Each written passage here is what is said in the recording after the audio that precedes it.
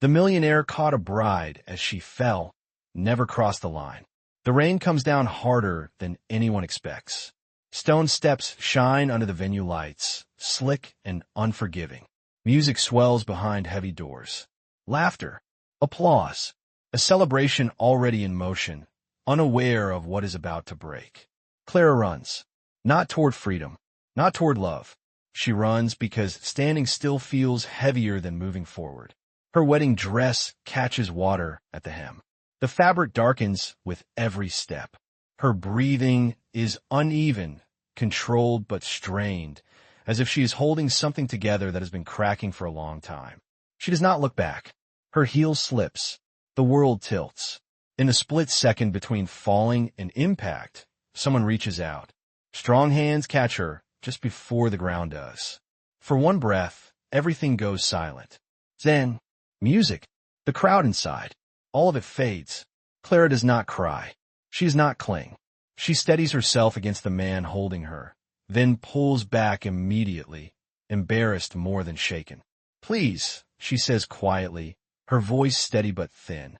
"Let me stand on my own." The man loosens his grip at once. His name is Ethan. He had not planned to stop here. He had not planned to notice the footsteps running, or the way they sounded wrong. He had arrived for a brief appearance, nothing more. Another obligation. Another polished evening. But instinct moved him before thought could. Clara straightens slowly, one hand gripping the stone railing. Pain flickers across her face, brief and unspoken. She swallows it down. "I am fine," she says, as if saying it makes it true. Ethan does not argue. "You hurt your ankle," he says calmly. "I know." Inside the building, applause rises again. A cue she recognizes immediately. Time is running out. Clara lifts her chin and looks past him toward the door she ran from moments ago. "I cannot stay out here," she says. "You do not have to go back if you are hurt." Ethan replies, careful, measured. She almost smiles. "I do," she says. Then, after a pause, she adds, quieter, "just not because I want to." She takes a step toward the entrance. Then another. Her limp is visible now, but she does not slow down. Ethan watches her walk away, rain soaking into his coat, something unfamiliar settling in his chest.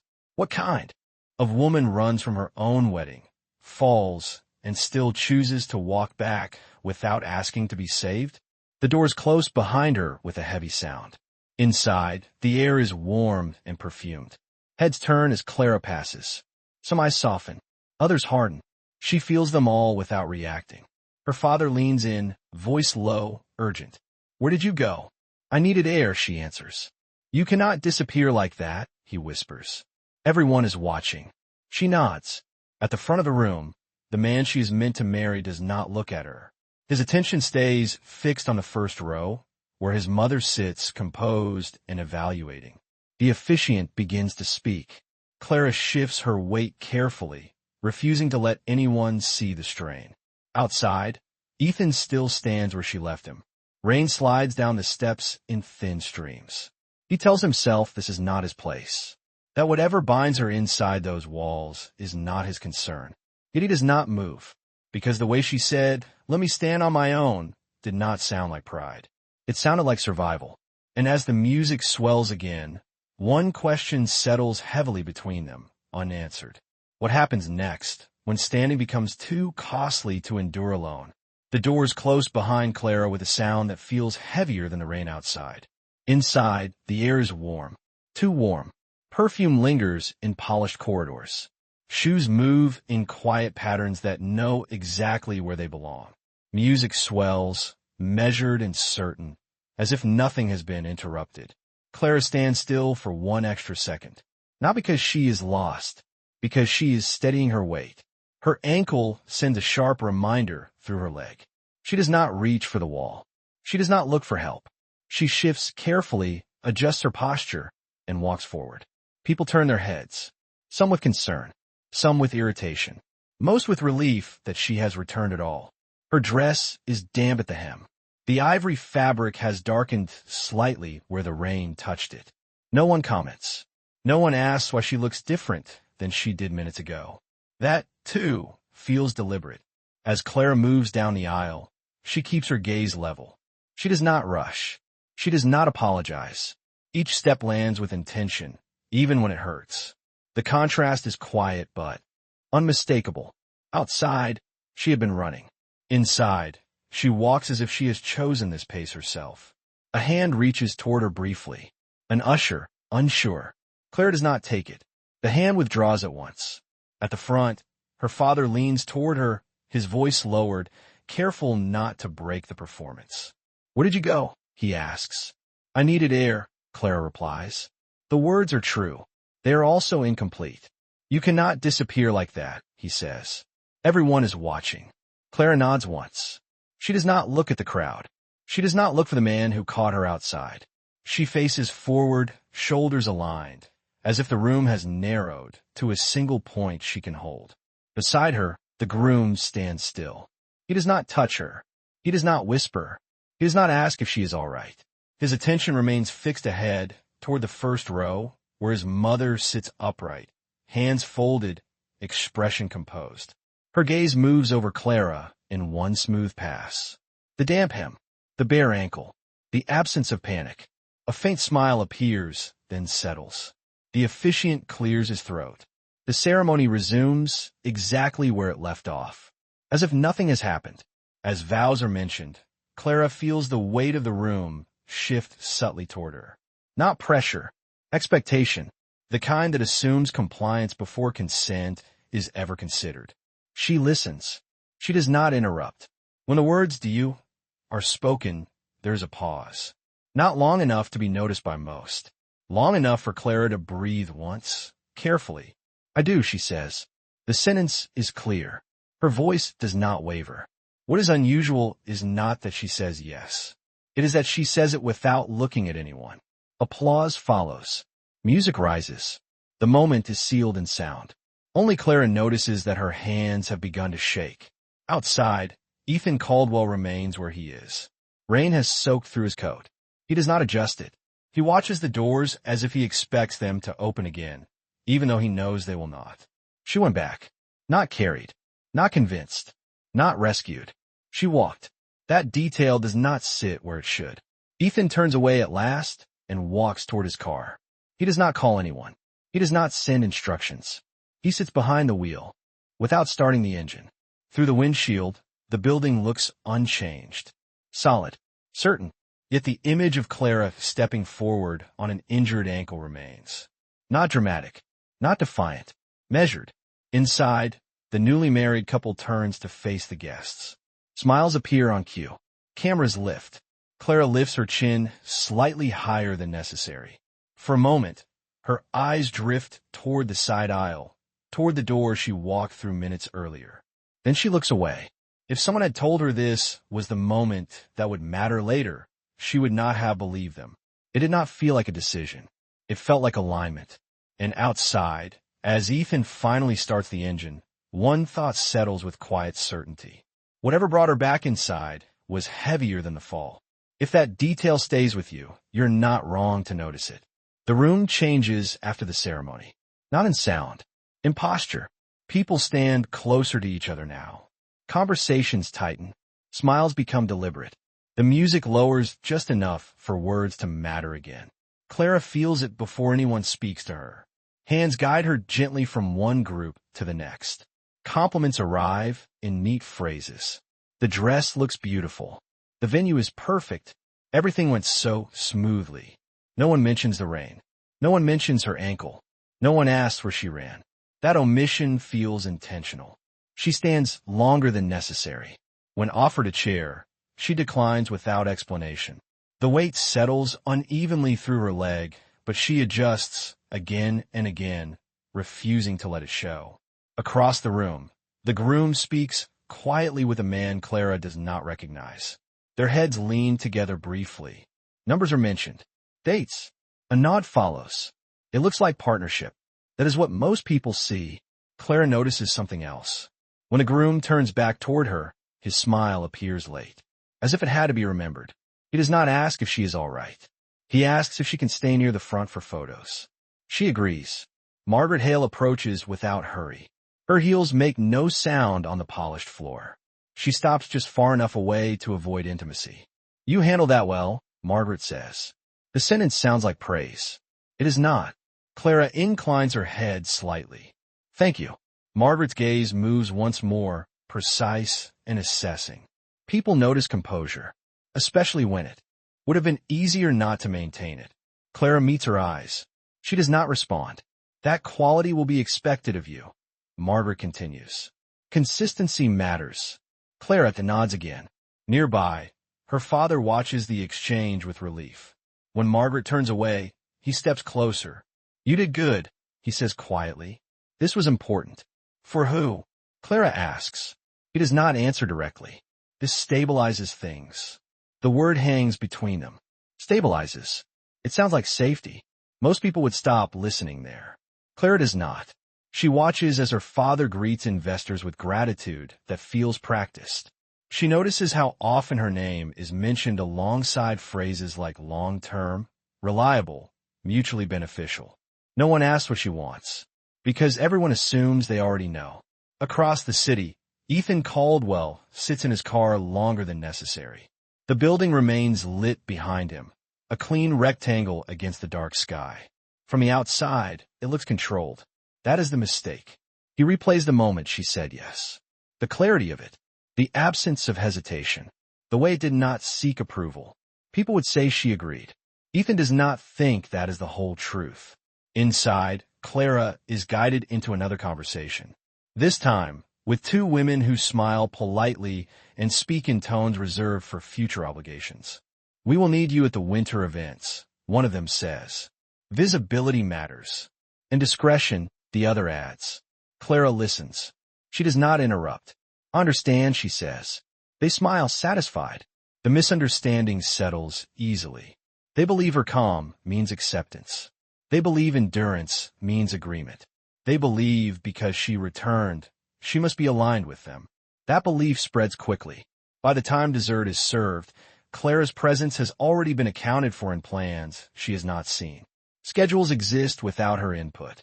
Assumptions move ahead of consent. Clara notices the pattern, but she does not resist it. Not yet. Outside, Ethan finally opens his door and steps into the rain. He does not go back inside. He walks instead, slow, measured, letting the distance build.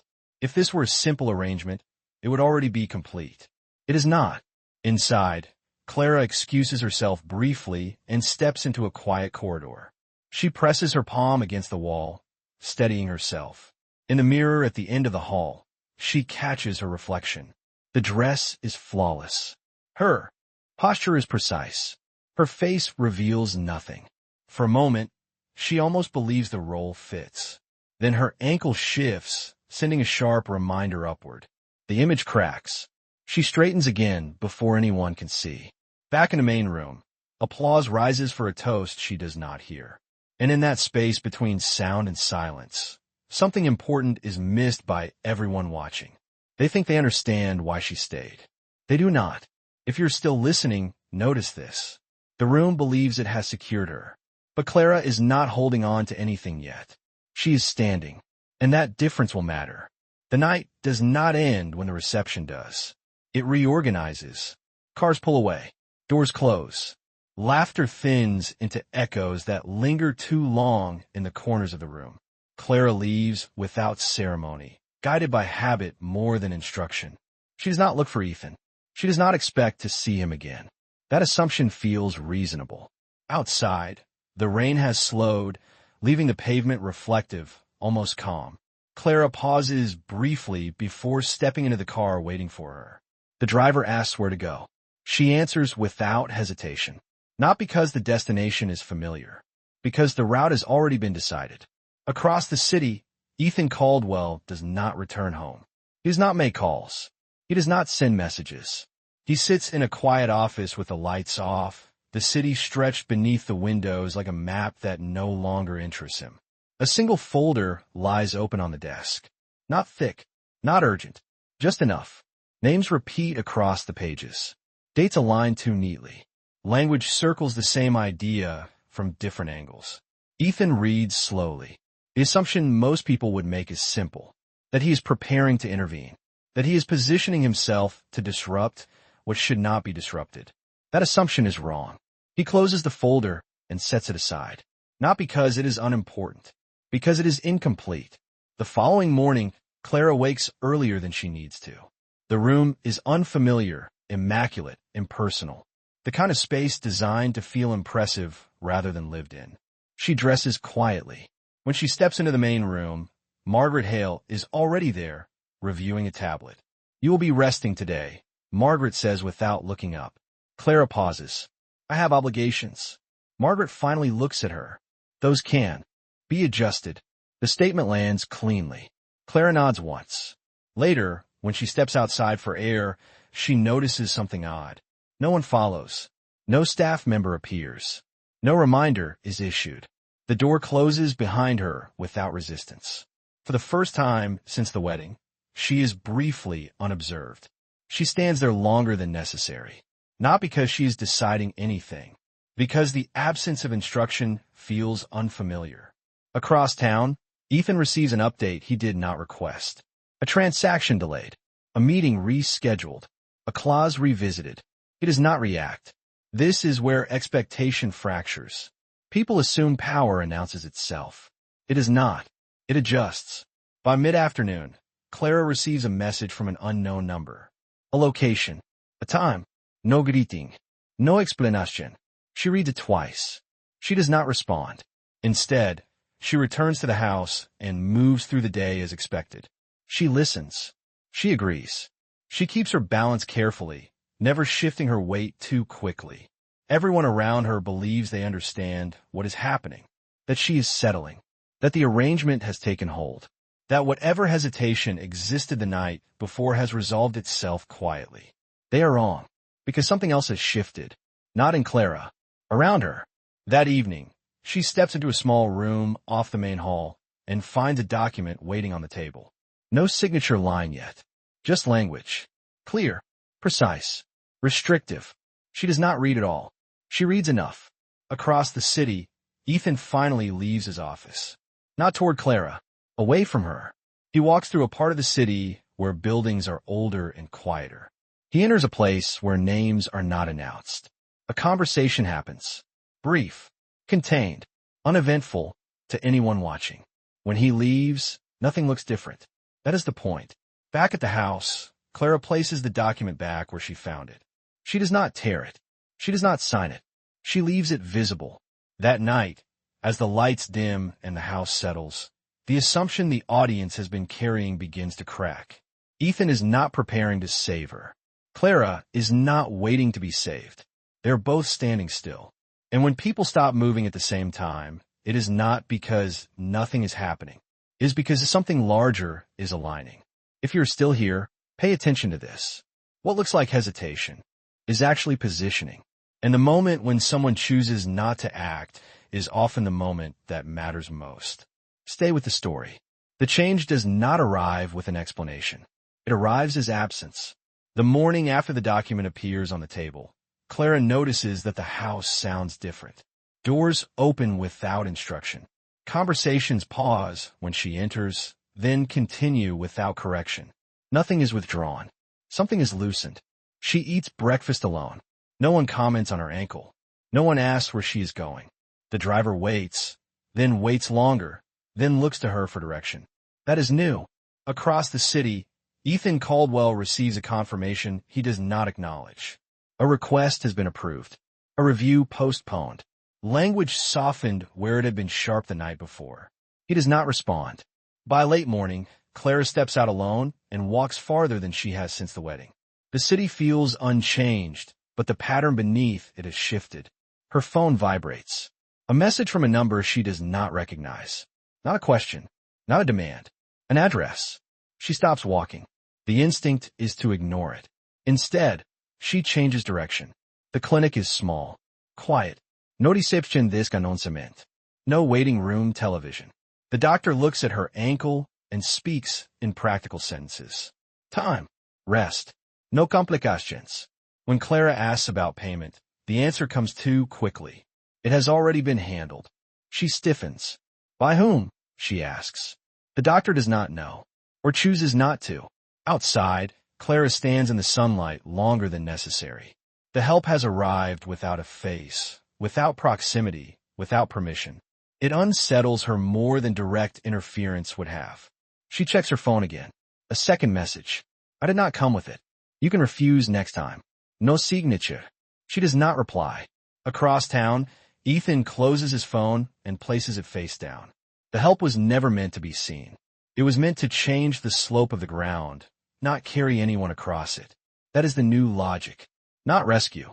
Repositioning. By evening, Clara understands that something has been altered. A meeting she expected is canceled. A request she anticipated never arrives. The document from the night before remains on the table, and signed, unmentioned. No pressure follows. That is the shock. Pressure has not increased. It has been redirected. She realizes, then, that the help is not aimed at her. It is aimed around her. The understanding answers part of the question the audience has been holding. Ethan is acting, just not where anyone expects him to. But the larger problem appears at the same moment. Because if pressure can be moved without being seen, it can also be concentrated. Later that night, Clara overhears a conversation not meant for her. Names, timelines, a concern about attention, a warning about overcorrection. She does not hear Ethan's name. She hears the effect of it. Across the city, Ethan sits with his jacket still on, hands folded, listening to someone explain why this approach is risky. It draws lines, the voice says, "Yes," Ethan replies. And lines attract force, the voice continues. "Yes." The call ends. Ethan does not move. Back at the house, Clara places the clinic paperwork into her bag. She does not show it to anyone. She does not mention it. But she does something else. She leaves the document on the table where it can be seen. That choice is small. It is not defiant. It is precise. The night settles again, but this time the audience understands more. Help has arrived. Freedom has not. Because help without presence changes the terrain, and terrain decides where weight will land next. If you're still watching, note this carefully. When assistance avoids visibility, it is never neutral. It is buying time. And time always sends an invoice. Stay with the story. The consequence does not announce itself. It arrives as delay. A meeting postponed, then postponed again. No explanation follows. Clara notices it first in what has not happened. Invitations that once arrived on schedule now hesitate. Names are removed from agendas without comment. Her presence becomes optional in rooms where it had been assumed. Nothing is said to her. That is how she knows something is wrong. At the house, the air tightens. Conversations shorten. The courtesy remains, but the rhythm is gone. A door closes sooner than expected. A voice lowers when she enters, then rises again after she leaves. The structure that once held everything together is loosening. Not falling, loosening. Across the city, Ethan Caldwell receives the first direct signal. It is not aggressive. It is procedural. A request to step back in. Not to reverse anything. To stabilize. The message is careful. Neutral language. An invitation framed as responsibility. Ethan listens without interruption. "Yes," he says once. Then he does not move. By afternoon, the effect reaches Clara. A colleague she trusts sends a short message. They asked about your involvement. No accusation. Just information. Clara reads it twice. She does not respond. The help that arrived without presence has begun to create a shadow. And shadows move faster than truth. Later that day, a brief article appears. It does not mention her name. It does not mention Ethan's either. It mentions uncertainty, a delay, a review, a confidence issue. That is enough. At the house, the reaction is immediate. A call is taken behind closed doors. A voice rises. A voice stops. When Clara is finally addressed, it is not with anger. It is with recalculation. "This will pass," someone says. It always does. But the tone has changed. It is no longer protective. It is defensive. That night, Clara does not sleep. She sits at the table and looks at the document again. The paper has not moved. The words have not changed. The environment has. Across town, Ethan stands in a room where no one sits. Phones ring and go unanswered. He has not been removed from view. He has been repositioned, placed where pressure converges. A voice speaks from the other side of the table. This approach is affecting adjacent positions. Yes, Ethan replies. You are absorbing too much, the voice continues. Yes. You do not need to, the voice says. Yes. The call ends. Ethan remains where he is. By morning, the cost becomes visible. An account limitation. Not frozen. Restricted. A door still opens. Just not fully. Clara feels it without being told. Her access remains unchanged. His does not. She understands then that the ground he shifted has not vanished. It has tilted toward him.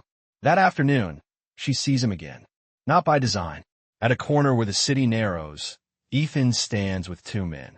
One older, one younger. They are not pressing him. They are waiting. Ethan speaks briefly. The older man exhales. The younger one says something Clara cannot hear. Ethan shakes his head. He turns and walks away. The men do not follow. Clara does not approach. She stands where she is and watches the pattern break apart. The logic from part 5 sharpens. Help without presence did not remove pressure. It concentrated it. Later that evening, Clara receives a call she did not expect. This is a courtesy notice, the voice says. There's been a change in the filing associated with your marriage. She listens. The document remains valid. The voice continues. However, an additional clause has been removed. Clara closes her eyes. Removed by whom? She asks. There's a pause. By your former husband, the voice replies. The line goes quiet. Clara does not move for a long moment. She opens her bag and takes out the clinic paperwork. It is stamped. Paid. Final. Not a gift. A decision already carried out. She understands now that Ethan did not just help her stand. He stepped into the path of what was coming, and the system noticed. That night, she finds him outside the building. Not leaning. Not pacing. Standing. You were removed, she says. Yes, Ethan replies. You could have avoided it, she says. Yes. You chose not to, she continues. Yes. The answers do not explain. They confirm. This is spreading, Clara says. Yes. And it is touching things it should not, she adds. Yes. She steps back. Not from him. From the position they have been sharing without realizing it. I cannot stand here anymore, she says. Ethan nods. Yes. The fracture is quiet. Not emotional. Structural. Because safety has disappeared. Not inside them. Around them. If she stays close, the cost will expand. If she leaves, the system will rebalance without resistance. Neither option returns them to what was. Clara makes a small decision. She packs only what she needs. Not everything. She leaves a note on the table. Not a goodbye. A statement. I am moving out of range. Ethan finds it hours later. He does not respond. By morning, Clara wakes somewhere unfamiliar. The city sounds different here. More distant. Less organized. Safer. But not free of consequence. Her phone vibrates. One message from Ethan. You were right. No explanation follows. The damage is done. Not to trust. To alignment. And that is the cost no one mentions.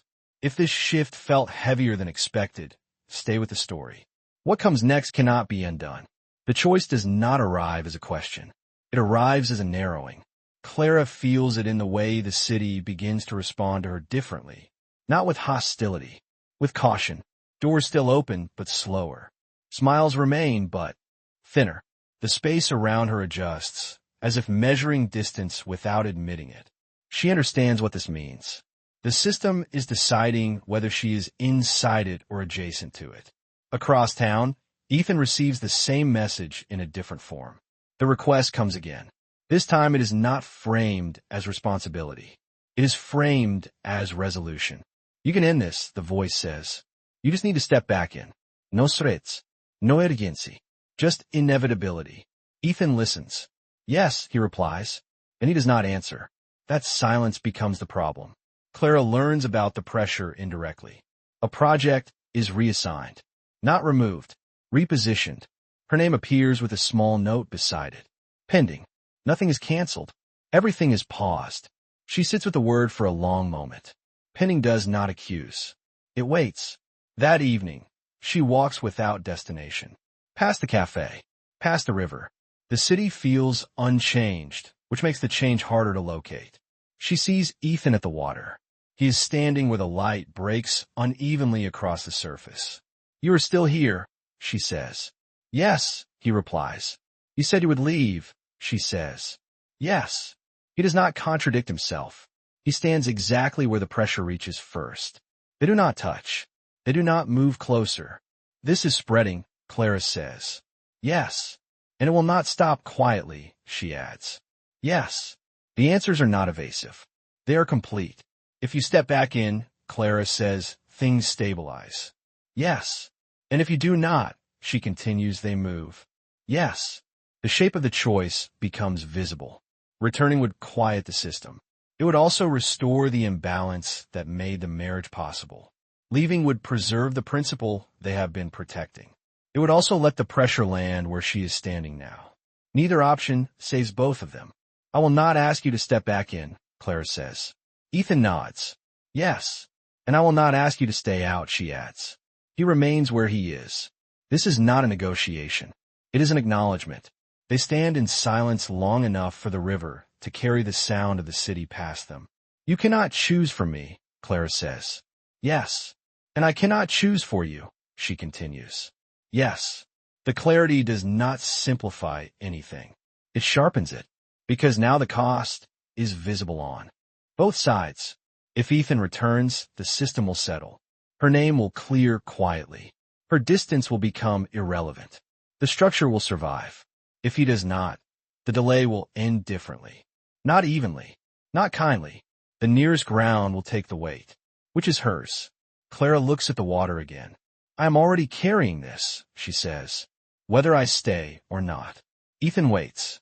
"If I stay close," she continues, "it increases the impact." "Yes." "And if I leave," she adds, "it releases it." "Yes." The choice is not between good and bad. It is between visible loss and invisible compromise. They part without decision, not because they avoid it, because it has not finished forming yet. The next morning, the narrowing tightens. Clara receives a message from someone she trusts. They are moving forward. No details, no names. She understands what it means. The window for delay is closing. Across the city, Ethan stands in a room where the chairs have been removed. This time, the language is direct. "You will step back in today," the voice says, "or this proceeds without you." Ethan listens. "No," he replies. The word is calm. It does not raise the temperature. It lowers it. Clara feels the shift before she hears about it. Her phone vibrates once, then again, then stops. The city pauses around her. Not an alarm, inattention. She sits on the edge of her bed and considers the space she has created. It is quiet. It is hers. It is not protected. If she leaves now, the system will rebalance without resistance. If she stays near Ethan, the weight will continue to multiply. Neither path offers relief, only alignment. That evening, she returns to the river. Ethan is already there. They do not speak at first. "This cannot be delayed anymore," Clara says. "Yes," Ethan replies. "And whatever happens next," she continues, "it will land." "Yes." They stand with the truth between them. No promises, no rescue, just choice. If this moment feels unresolved, stay with the story. What follows does not avoid loss.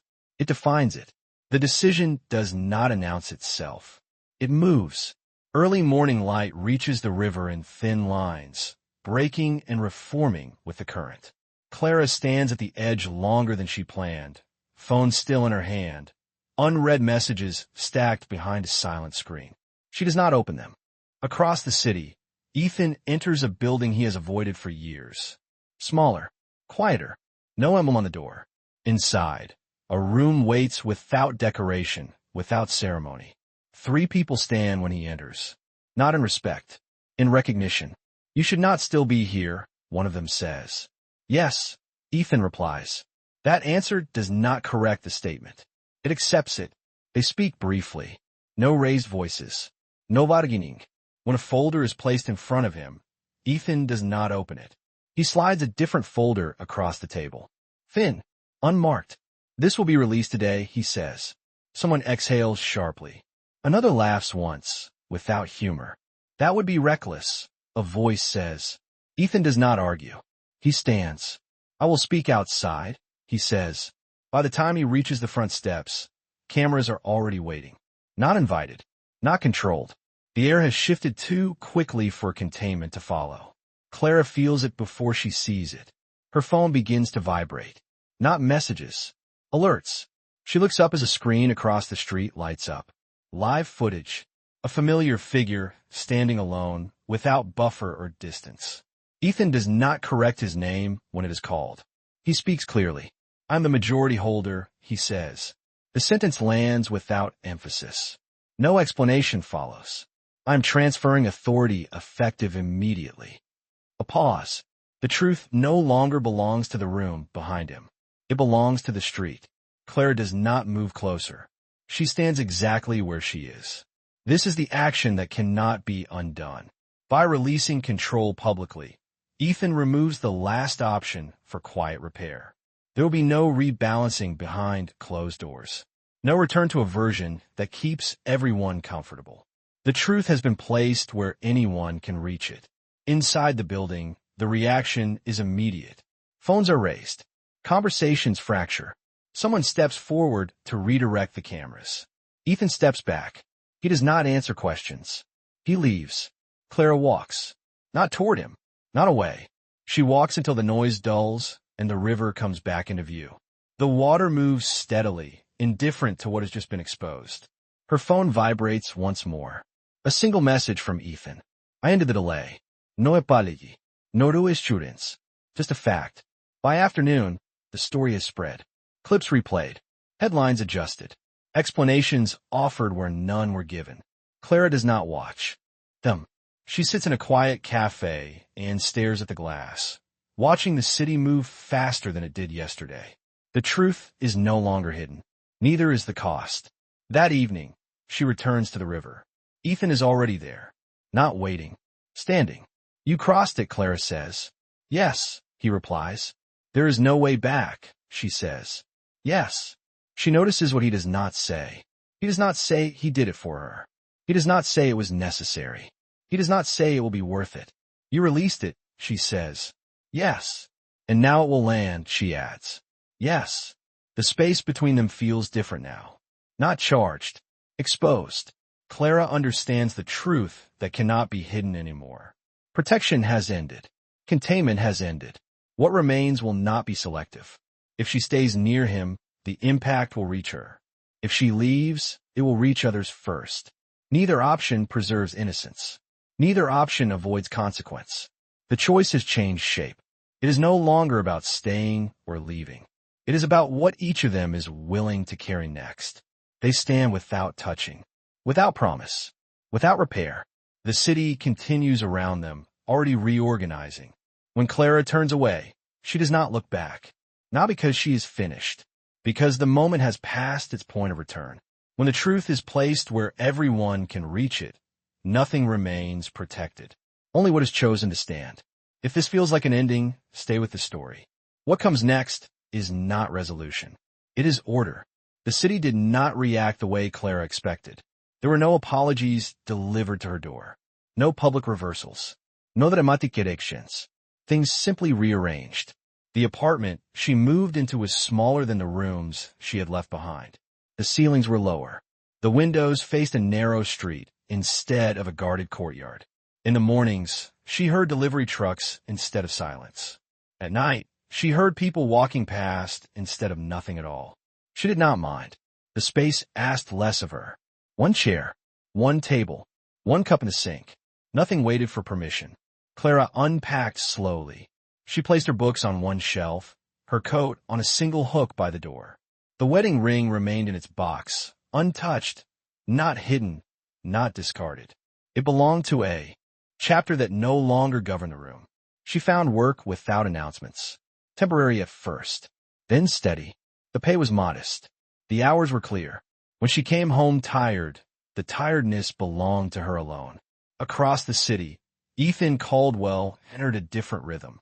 His name was no longer requested in rooms that had once paused for it. Decisions continued without his presence. The systems he had stepped away from did not collapse. They adjusted, as systems always did. He accepted that. Ethan moved through his days with fewer meetings and more walking. He left earlier, returned later. The city did not recognize him the way it once had, and that anonymity felt earned, not lost. They did not speak often. When they did, it was brief, unscheduled, honest. No updates were owed, no explanations required. One evening, Clara stood by the window of her apartment as the streetlights came on. The light did not flood the room. It touched the edges. She noticed how comfortable that felt. Her phone vibrated once. A message from Ethan. I'm leaving the city for a while. She read it twice. Not because she was surprised. Because it fit. Safe travels, she replied. There was no promise attached to the words. Days later, they crossed paths by accident. A cafe near the river. Glass windows. Too many people for privacy. Not enough to matter. Ethan was already seated when Clara entered. He looked up, paused, then stood without stepping closer. She nodded. He nodded back. They sat, not across from each other, side by side, facing the water. I will not be staying long, Ethan said. Yes, Clara replied. The answer was not agreement. It was alignment. They watched the river move. The water did not hesitate. It did not look back. It simply continued. I'm glad you chose what you chose, Ethan said. So am I, Clara answered. There was nothing more to add. When they stood to leave, they did not exchange plans. They did not define what this moment meant. They walked in opposite directions without urgency. The separation was clean, not cold, just correct. Weeks passed. Clara's name began appearing again where it had been paused. Not elevated, not reduced, placed. She learned what her days felt like when no one was waiting for her to perform stability. Ethan settled into distance, not as retreat, as placement. He no longer stood between pressure and consequence. He had moved aside and let the world resolve itself. Neither of them returned to what had been. They did not need to, because what replaced it did not ask to be proven. Some choices do not rescue us. They remove the noise. And in that quiet, we finally hear what was never allowed to be chosen before. Clara closed her window as the night cooled. Ethan boarded a train without checking the platform twice. Nothing had been repaired, but everything stood where it should. If this story stayed with you longer than expected, you are welcome to stay here.